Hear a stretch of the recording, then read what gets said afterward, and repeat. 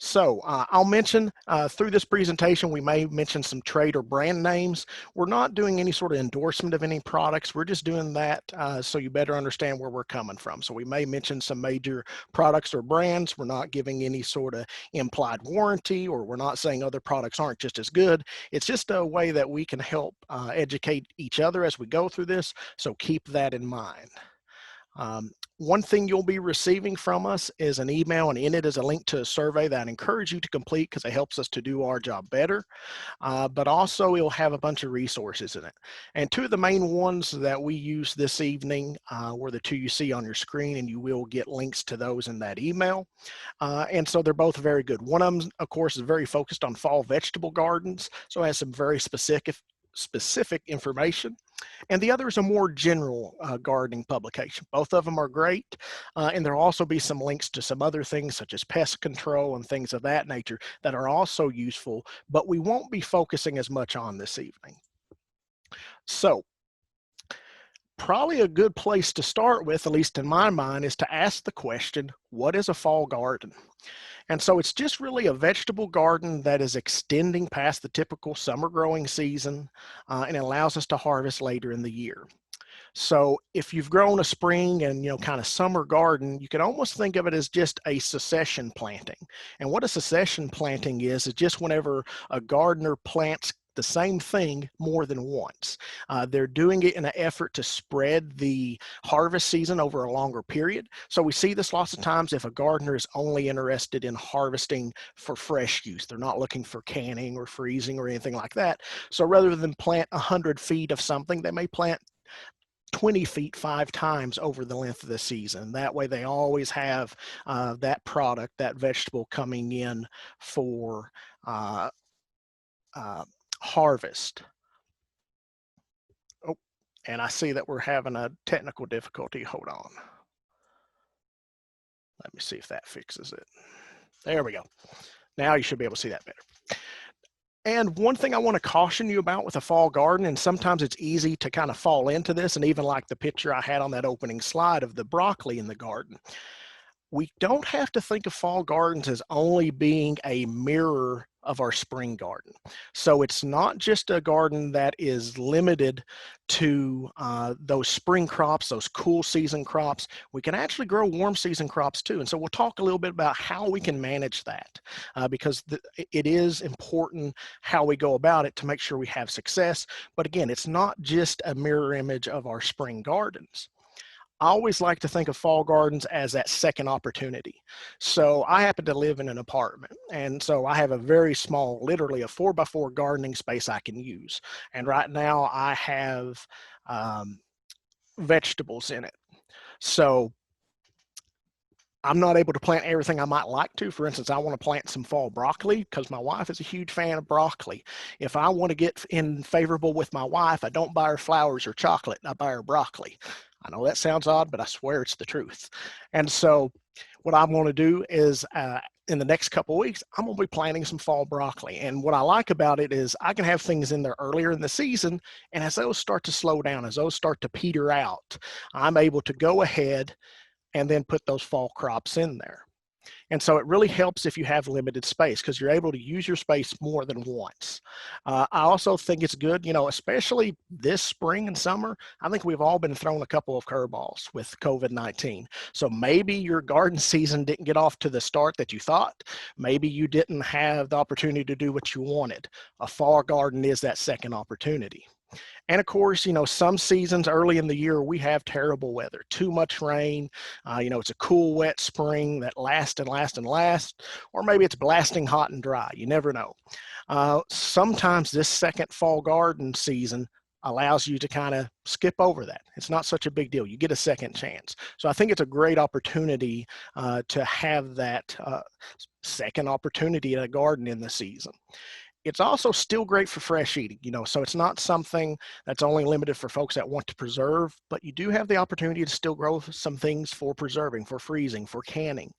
So to me, whether you're just wanting to eat fresh out of the garden or preserve, a fall garden lets you do both.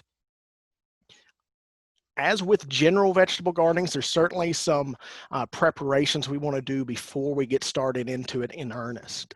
And among those, one, we want to remove any finished or spent garden plants that are already there.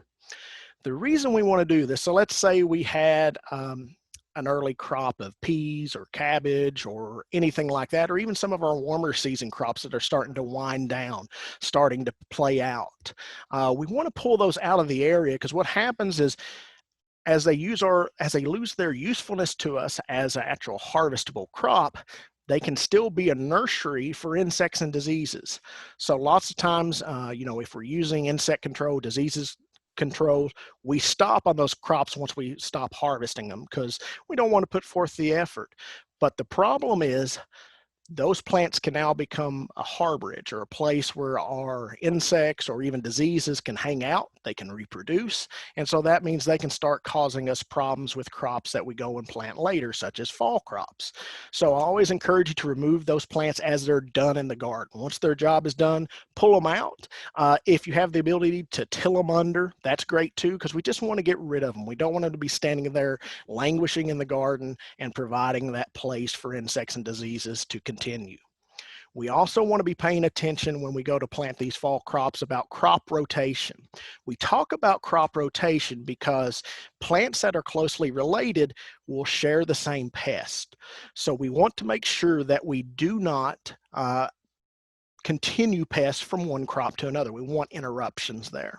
So for instance, if we have an area where we had peppers early on in the season, and then a couple of weeks ago we decided to plant tomatoes there, we're putting two crops that are both from the solanaceous family, or both related to each other, in the same spot, one after the other.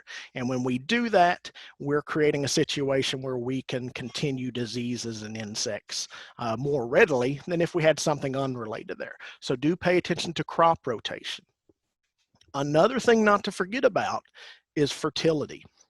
So we know it's important to have fertilizer in the garden for success, because every time we make a harvest out of a garden, we're actually removing some of the nutrients from the soil. So it's important that we make sure the soil has sufficient nutrients there and the plants can grow and do their best, because healthy plants resist disease and insect much better than plants that aren't getting the nutrition they need. So it's true that when we plant this fall garden, it's going to be able, those plants, to grab some of the nutrients we had put in there for our earlier crops. They're able to scavenge those, which is great. That's one way we can help prevent fertilizers from going into, our surface water and things like that. So it's a great aspect, but we're probably not going to have enough there for them to fully complete their cycle just with what's left over. So I like to encourage people to look at applying about 2 pounds of actual nitrogen per 1,000 square feet. Okay, so if you're new to gardening, you may wonder, okay, what is actual nitrogen? So when we look on fertilizers, typically we see three numbers, and you see on your screen there, you see 10, 10, 10. Those three numbers, the first number represents the nitrogen content, the second number represents the phosphorus content, and the third number represents potassium. Sometimes you'll also hear it called potash. And so 2 pounds of actual nitrogen would be taking that percentage and multiplying what you apply. So if we have something, in this case, a product that's 10% nitrogen, if we want to apply 1 pound, we have to apply 10 pounds of the actual product. Or in this example and recommendation where we're saying apply 2 pounds of nitrogen per 1,000 square feet, we'd actually be applying 20 pounds of the 10, 10, 10 product. Obviously, if you're only at 100 square feet, a 10 by 10 space, well, you can actually just divide that by 10. So, definitely this is just kind of a good rule of thumb. It would be adequate for most of the vegetables we're growing. And I do encourage people to do soil tests, but certainly this year in particular, if you're just now considering growing a garden for the fall, by the time you get the sample sent off and back, you're probably going to be missing the window or some of the opportunities. So instead, I just go with this kind of rule of thumb. If you're looking at other fertilizer products that have a different percentage of nitrogen, you just adjust accordingly. I also want you to consider seriously having the option to irrigate whatever you're planting. Now, this doesn't have to mean you're setting up a drip irrigation system. You can irrigate by hand. or you can actually look at irrigating with a system, because there are some things like soaker hoses and with drip tape and things of that nature that kind of make it a little more automated. It's a little bit easier because you're not having to drag a hose around or carry a watering can or things of that nature. Uh, but it's not a requirement. Do whatever's best for you in your situation. It certainly doesn't take, an expensive irrigation system to make sure your plants are getting water. A very good rule of thumb, no matter what system we're using, water infrequently but deeply. So what do I mean by that? So rather than watering every single day, it would be better for you to water 2 to 3 times a week. And the reason I say that is those fewer times you're going to be putting more water onto the plants. And really, when I say onto the plants, I mean the ground, because we don't have to ever wet the foliage of a plant. Truthfully, if we can avoid it, we are a step ahead. And the reason is wet foliage is perfect for any number of diseases to begin. So fungal spores and things of that nature, they require wet conditions to actually germinate and begin growing. So that's why oftentimes when we have wet seasons, you'll notice a lot more leaf diseases and spots, not just in our vegetable garden, but even on landscape plants. It's because the conditions were better. So if we can avoid wetting foliage, and that's where things such as drip irrigation, or soaker hoses that's putting the water down onto the root zone directly in contact with the ground, avoid that foliage wetness. And so that's always a positive thing. But sometimes we have to get the foliage wet, and that's okay. We just try to do it early in the day so it dries out as much as possible, because the quicker the plant is dry, the less opportunity we have to establish diseases. So with that in mind, when we're watering infrequently and deeply, we're encouraging that plant to grow roots deeply. And so rather than just always wetting the top few inches of the soil and the plant roots staying there, because why grow if you're getting everything you want, we're actually asking that plant to grow a deeper root system, which not only allows it to find water better and better utilize the water we're putting on, but it also allows for it to better find nutrients, both those we're applying and those that were already there. So irrigation, supplying water is important because, again, we're talking about a fall garden, but we're starting it in the heat of summer. And so it's hot, it's dry, and having irrigation is important. That's not to say you have to have irrigation. Certainly you can plant and hope for the best. This evening, in fact, we've been having several heavy showers and we were needing them. It was getting very dry. Luckily, I watered last night, so that assured it was going to, of course, rain today. And sure enough, it did. But, we're not always that lucky. Sometimes we do hit those dry periods, and that's why irrigation is such a nice thing to have. It really helps. Along the same vein, I really push using mulches in the garden, the organic mulches. So things like straw, wood chips, compost, other things like that. The reason I like them so much is it helps to preserve moisture that's in the soil. Because they're an organic matter, as they break down, they're going to contribute some nutrition to that soil, so it helps with fertility. If you have heavy clays, it's a positive thing. If you have sandy soils, it's a positive thing. Basically, adding organic matter to our soils is always positive.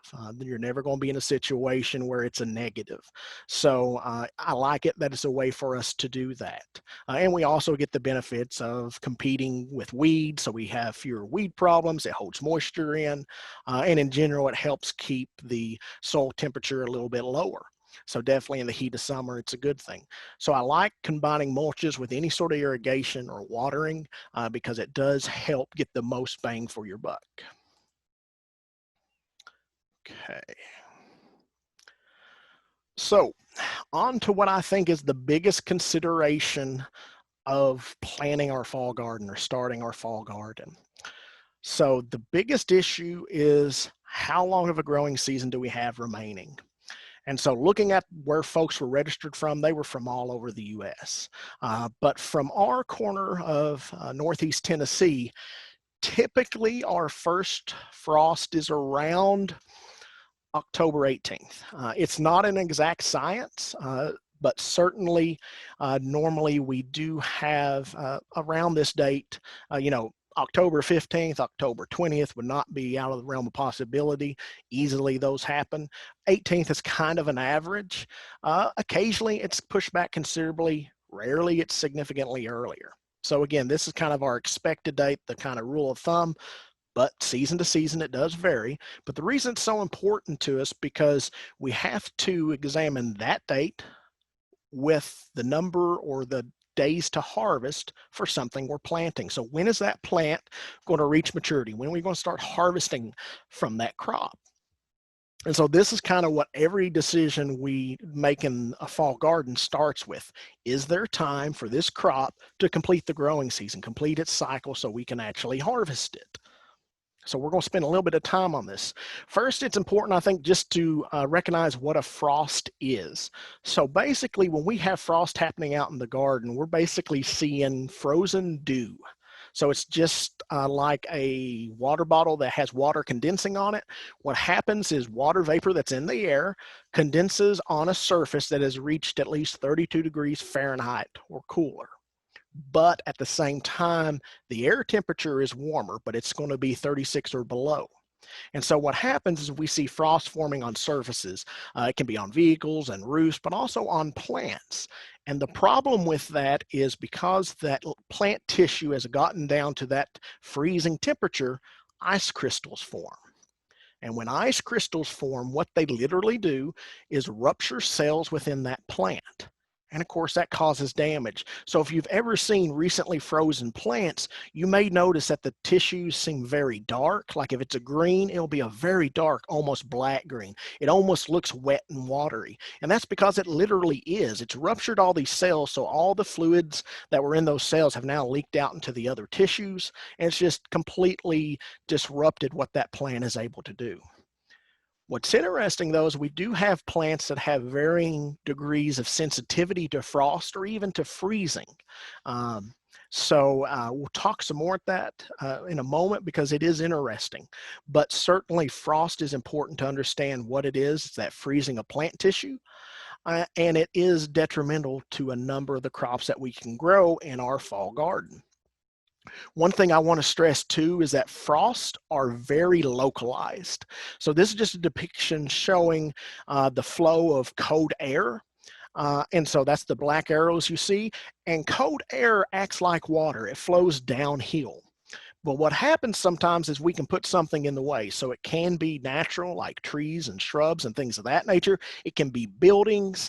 And what happens, we create frost pockets. So normally we would see frost occurring first in the valleys, and the hillsides wouldn't get it. And this is why we see a lot of fruit orchards are actually placed on hills, because in those events where a couple degrees this way or that way, typically with fruit trees, we're looking at a spring frost rather than a fall frost, but it just gives you that margin of safety by a couple of degrees sometimes. And so sometimes those fruit trees are able to miss a late frost in the spring and still have a great crop.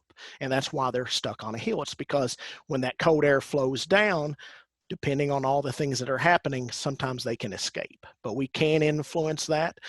There are actually examples of gardens in Europe where they actually have frost gates. So these are gardens that are on hillsides and they may have walls, but they actually have built into the walls gates that they open specifically to let cold air flow out. So this isn't something that's new. It's something that's been known for a long time. And certainly the local environment does affect where frost can happen.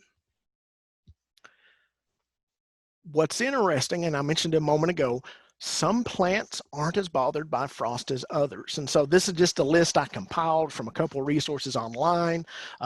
There's a lot of them out there, but we have some plants that are tolerant of light frost. So, that very early first frost where it just drops down for that one night and it's done, they'll be okay. You may see a little bit of damage maybe on some of the foliage or things, but overall, they're not going to be bothered by it. And what's great is these are the things that, again, when that first frost just drops down for a night and then we have weather rebounding and it's warmer, they're going to keep growing like gangbusters and you're going to get some great yield out of it.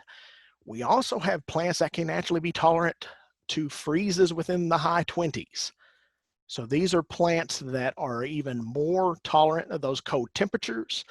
They're going to survive. And so it's interesting how different plants accomplish this. So there's different mechanisms by which they can do it. Part of it is just they have proteins or carbohydrate molecules within their tissues that basically prevent ice molecules from forming. It prevents them from forming in the first place. And so it kind of acts like antifreeze. And so the damage is never done. So it's kind of neat to me the way they do that. But then, believe it or not, we have plants that can even go down into the low 20s and resist damage. So we see things like Brussels sprouts, collard greens, kale. All these are able to take very low temperatures. And this is not even considering any sort of season extension. So these aren't in high tunnels. These aren't in a greenhouse. This is just out in the ambient conditions. So it is interesting that sometimes we can harvest much later in the season than we would expect. This past season, I actually knew a grower up in Southwest Virginia who harvested cabbage in January, and it was in excellent condition. It was a situation where the grower for his plants got behind, and so he got his fall cabbage plants too late. But he already had the ground plant prepped, and he said, well, I'm going to go ahead and plant. And he did. And believe it or not, he was harvesting fresh, great-looking cabbage in January. Now, that's not going to happen every year in our neck of the woods. There are plenty of winters that are bad enough, early enough, that cabbage is going to see significant damage. But last year, we didn't see that. We didn't see those extreme temperatures, and so he was able to get by with it. So he and I joked that that wasn't going to become his usual cropping method, but at least for last year it worked out for him. So sometimes you do have seasons that surprise you with what you may be able to successfully grow. So I do think figuring out the days to harvest for whatever crop you're wanting to plant in that fall garden is your first and biggest consideration for success. Everything else aside, yes, and irrigation, fertility, and everything else is important. But I think if you get this part badly wrong, you're not going to make up for it with the other parts. And so that's why I think this has the greatest consideration on success. So what's good is days to harvest for different varieties of different vegetables is not hard to find. Typically they're on the seed packet or in the catalog or on plant tags. It's not something that's hard to find. It can be very wide ranging among different cultivars of the same vegetable. So for instance, if we're looking at tomatoes, you're going to see that grape tomatoes and some other smaller salad type tomatoes are much or have a greatly reduced number of days to harvest than large beefsteak tomatoes, for instance. So typically we can probably find something within a given crop that we could grow, but we might be limited in selection. So just pay attention to that there can be a wide range. Not all tomatoes are going to be 70 days or 60 days. Some of them will be significantly longer. Some of them is going to be shorter. The other thing that we have to be honest with is that number is not an absolute. It varies very much on conditions, the weather that's happening on the ground. It also is something that is at least an estimate of where that variety was developed or trialed. So, different parts of the country certainly may see a little bit different numbers for the same crop. And it kind of goes back to just average daily temperatures, the amount of solar radiation you get on average and things like that.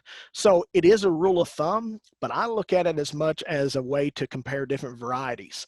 So if we have two tomatoes, one is 60 and one is 80, there would be a highly unusual situation. I don't think it's even possible where that 80-day tomato actually comes into fruit earlier than the 60-day. So I look at it very much as a comparison and as just a tool to help plan, but unfortunately it's not an absolute. So days to harvest is a good measurement, but it doesn't tell everything to us. So we do have to take it with a grain of salt sometimes.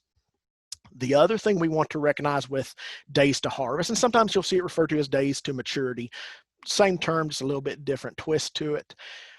When we see crops that we would typically be transplanting into the garden, so things like tomato, peppers, broccoli, cabbage, typically those referencing days to harvest are from the transplant. not into the garden, not when we sow the seed to grow a transplant.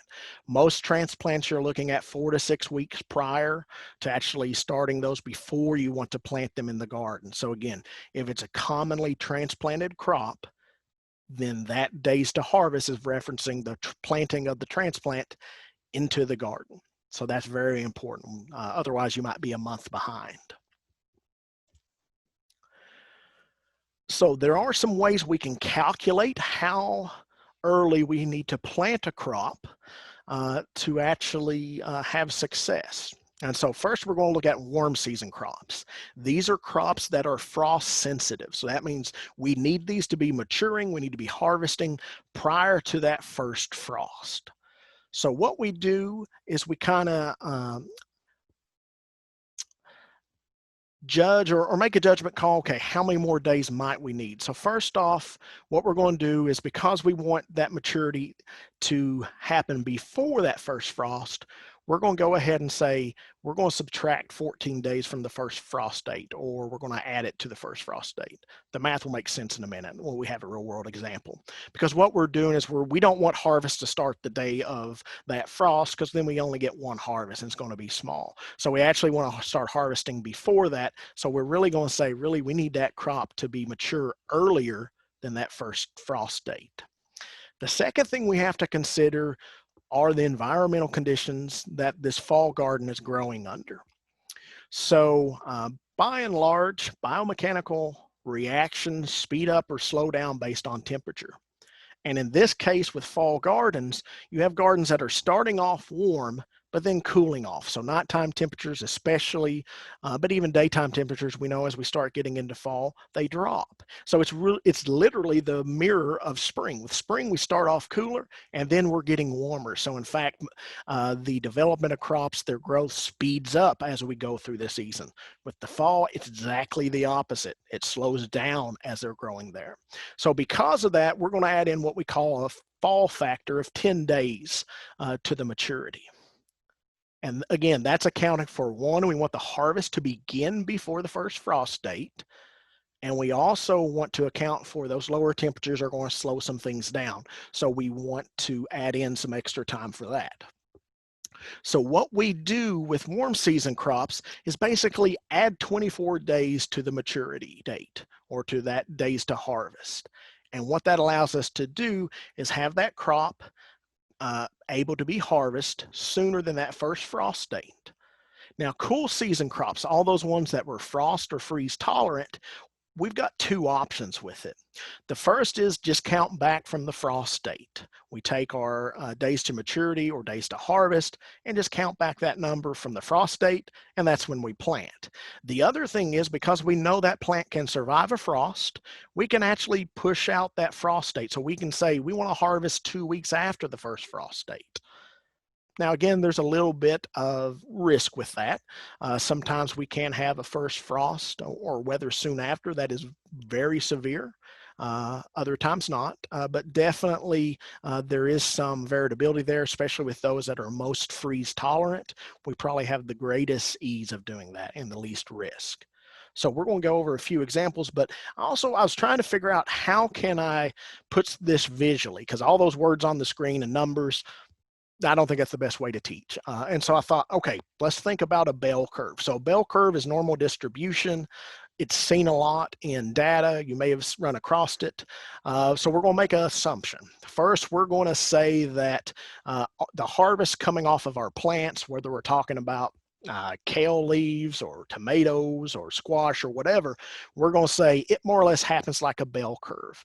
Now, if there's any statisticians or professors of mathematics out there, it probably is not. So we're making a little bit of assumption here, but it is akin to it. So basically what we see, if we look at the white line as being harvest, it starts off slow, it builds speed, it reaches kind of a maximum level, and then it falls back off. So it is very, at least akin to a bell curve, if not exactly. So that we do see this in the garden. Very often you'll get a few harvestable parts out of that vegetable garden, and then they come on in full number. So it's not too foreign to reality. So let's say that we have a fall planting of summer squash. And let's add in a red line to our harvest, and that red line is the first frost of the season. If that is when that frost occurs, you can see we have very little harvest compared to what was potentially there. And so basically we did a lot in the garden and didn't get much out of it. So instead, if we move that harvest curve by planting earlier, what we see now is, hey, with that adjusted planting date, now we're getting much more of the harvest out of that crop. And so that's all we're doing basically when we start manipulating planting dates. It's when is that harvest going to stop based on a first frost, and how early do we have to plant in order to get as much of it as possible. Certainly, you know, planting June 1st, you're going to get 100% of that crop yield before the frost. But the plants, of course, are going to peter out in about 6 to 8 weeks. But this is how this is why we calculate. This is why we're worried about that date so much, because moving planting date means we can get a little bit of a harvest or maybe a really decent one out of this fall crop. And so it is important to spend a little time and think about it. So to put it in more practical, real world terms, let's say yellow squash. So we've got a variety that is saying it's about 50 days to harvest from planting, which is not too bad.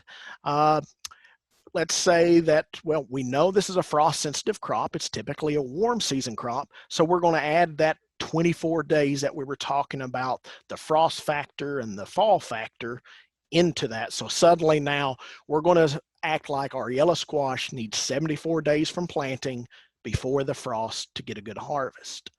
And so if October 18th is our last frost, then we're going to be planting around about August 5th.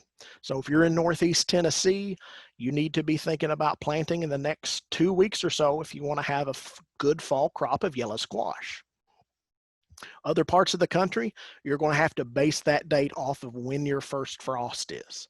Because again, the calculation is basically the same. You just have to substitute in when that expected first frost. And I actually put last frost on that screen, and that's wrong.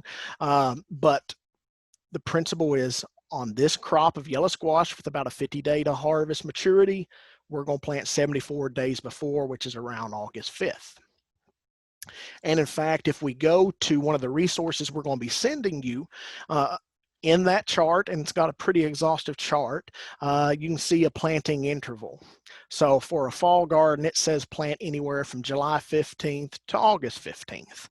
Now, if you're in Memphis, at the other end of the state, August 15th is probably no problem to be planting summer squash. If you're in Jonesboro or Johnson City, or even Johnson County, I think maybe you'd be pushing it a little too much to be planting August 15th. Certainly there's a little more risk, but definitely, you know, it's within the realm of possibility. So we can see our estimated calculations put us right into what would be a recommended period. So basically our math worked. What's also good about this chart, it does give you about spacing within the row and between the rows. So if these are some things you haven't grown before, you're not sure how close to space them, this gives you a good example. And it gives you some yield ranges for a 100-foot row. Quite honestly, with a fall crop, you're probably not going to hit 100% of that yield range. And part of it, just looking at the length of the season, for instance, with this one, we're probably going to find it hard to get 6 weeks out of this crop unless we're planting in middle of July or something like that. So again, we may not be able to reach that full 100% actual yield, but certainly by calculating that date, we should get a very decent yield for our efforts. So what if we look at one of these frost tolerant crops, something that is not so sensitive? So let's look at broccoli. So we're looking about 65 days from harvest. And in this example, I did say, you know, I know this is frost tolerant, so it can handle some cold weather. And let's say I want to harvest, let's say November 1st, about 2 weeks after that first frost date. Well, if we do the math on this, we're going to be counting back 65 days before November 1st, which puts us at August 30th. And so we could plant as late as August 30th and be getting a decent crop, because again, this is one that can extend beyond our October 18th date for our first frost, because this is not a frost sensitive crop. This is a cool season crop, so it's able to better handle the cool weather.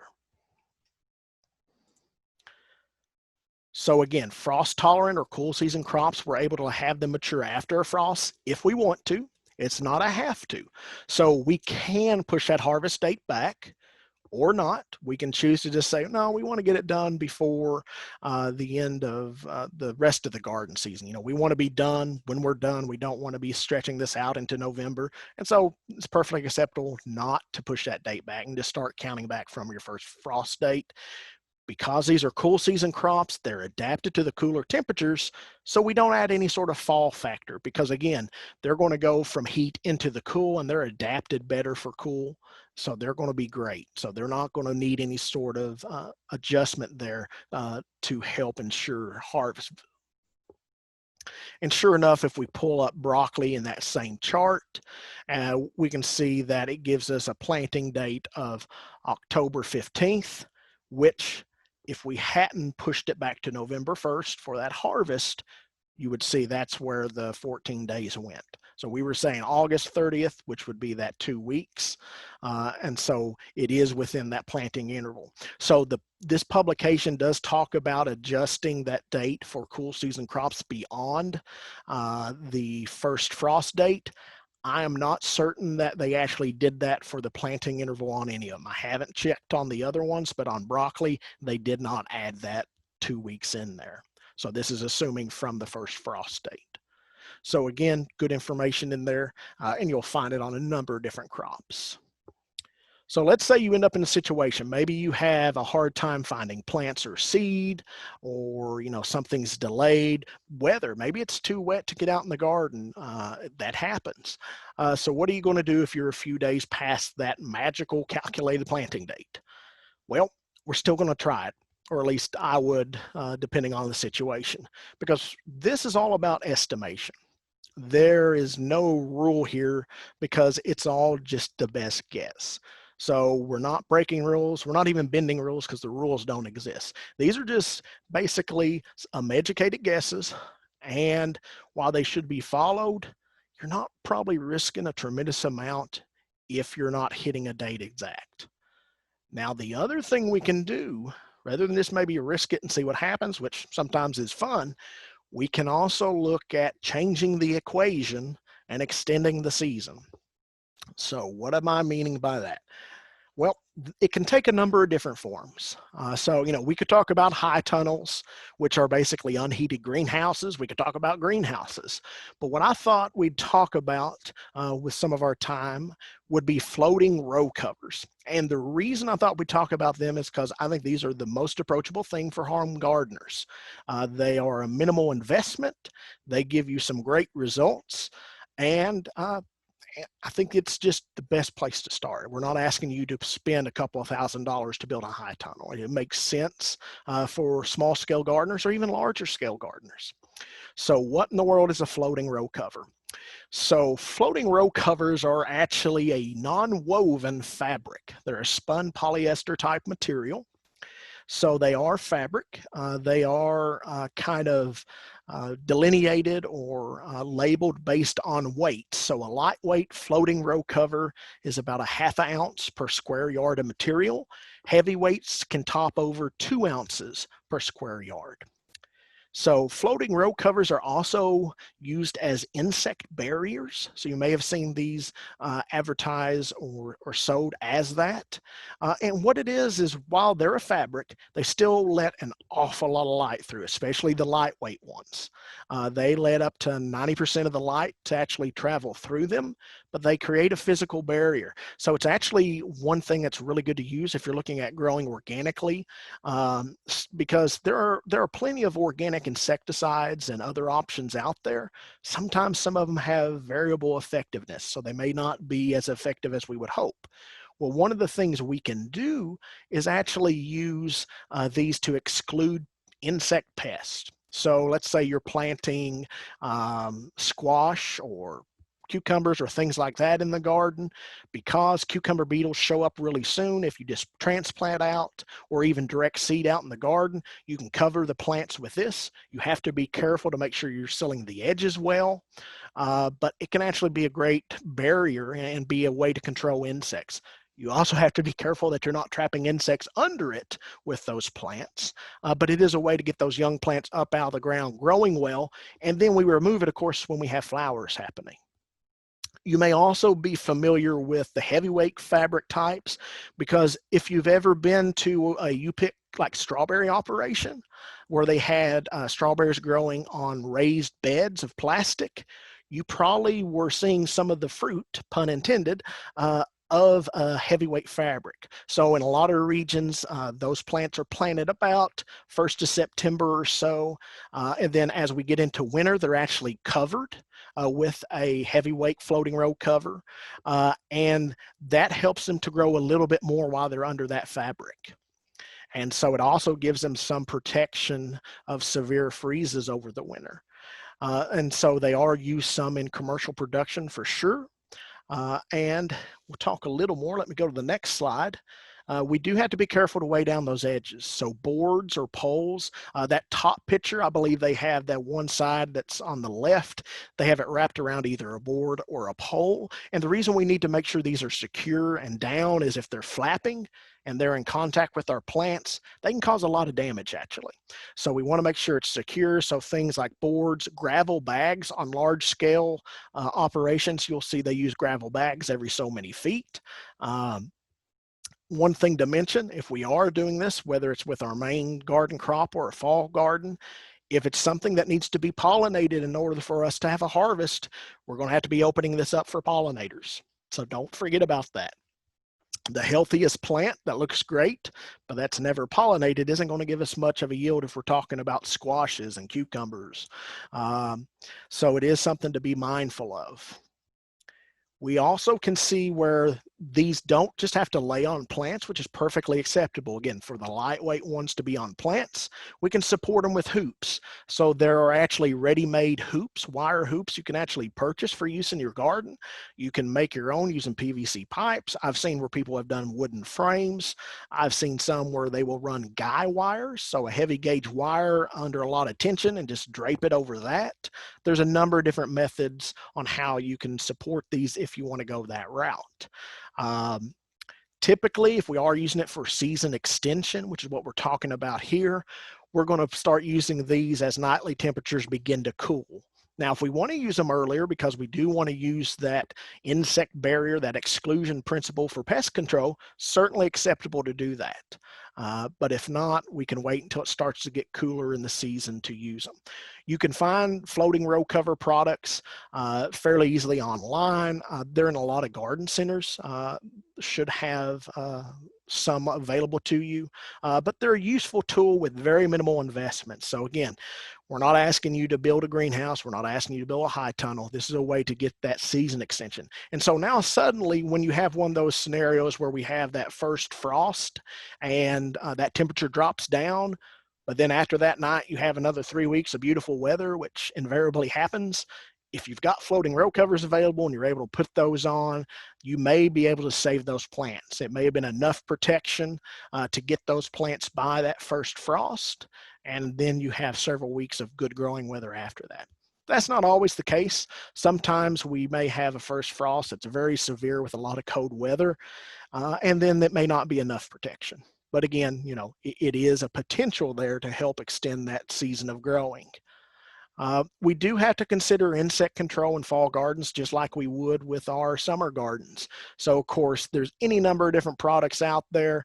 There will be some links to some excellent publications that lets you find the best product for the job. But you know, chewing insects products like Bacillus thuringiensis or BT products for caterpillars is great. There are neem products out there that can work. Things like malathion are excellent. We can look at some strategies like trap crops, floating row covers are good. It's always a good idea to have pollinator plantings, because one of the things that come along with pollinator plantings, which is really just saying flowers, and they can be any form or fashion. They don't have to be a particular mix. What it is they're a source of nectar and pollen for a lot of insects, including those that are predators of some of our pest insects. So having some of these around often can help promote having good insects that are out there fighting the bad. So we like to see flowers in and around our gardens. So it gives you a good excuse to do some aesthetically pleasing crops along with our vegetables. When we have insects in the soils, 7 can be an option for us. Borers within our plants, generally we see European corn borers or corn earworms, those sort of things.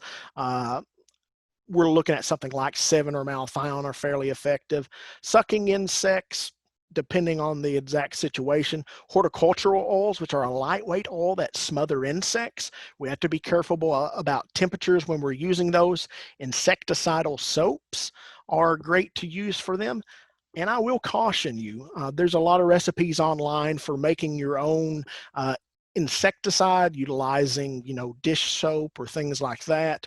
I'd encourage you not to use those. And part of the reason is it's very easy to cause damage to plants utilizing, dish soaps, because one, they're not technically soaps, they're detergents, which is a little bit of a chemical difference. But what happens is those soaps can be too harsh and they can actually damage plants. So it's very common that people are trying to remove insects. They go online, they see a recipe, but then they end up harming their plants just by the application of that homemade insecticide. So I encourage you to use insecticidal soaps, but actually use those soaps that are made and formulated for that. If you follow label directions on those, you're very unlikely to see any damage on those plants. So they're excellent product. They do great with things like aphids, whiteflies, and various mites.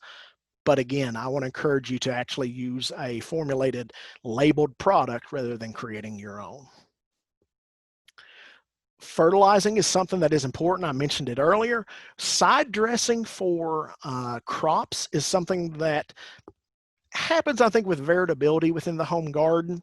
What side dressing is coming through partway through the growing season and adding additional nutrients. Part of the reason we do this is because nitrogen in particular is very susceptible to being lost to runoff or being dissolved in water and carried away because some of the forms of nitrogen are very easily moved by water.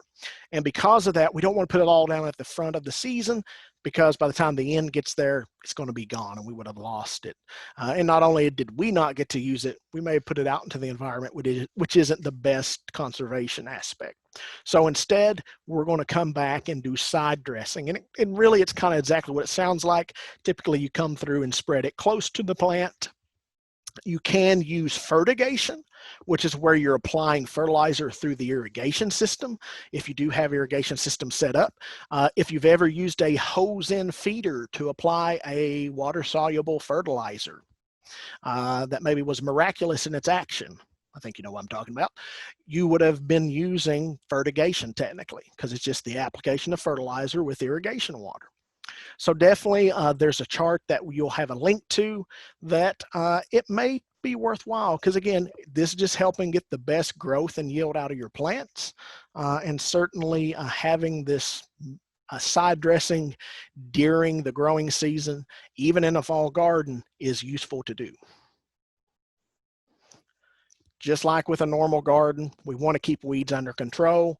Part of the reason we want to do that is anytime we let weeds go to seed, we're going to have a weed problem for a number of years. So there's an old adage that, 1 year of weeds, 7 years of weeding or something like that. The truth is there are weed seeds that can last decades dormant in the soil until we come through and bring them to the surface. So if you've ever tilled a garden and all of a sudden had a flush of weeds, That's where those seeds had come from. They were deposited there years before, and you brought them up into conditions that were conducive to grow, and they did. So definitely if we can prevent weeds from going to seed. So I encourage you, if you have border areas, even if it's not in the production area of the garden, keep those mowed because we're just looking at preventing them from growing seeds. We don't have to mow them every week or things like that, but several times during the season, cutting them out, not letting them go to flower is definitely excellent best practice. We also want to be careful if we're using compost or manure that it is properly composted so that it will have reached a temperature high enough to kill weed seeds, because certainly we don't want to be bringing products in that have weed seeds in them.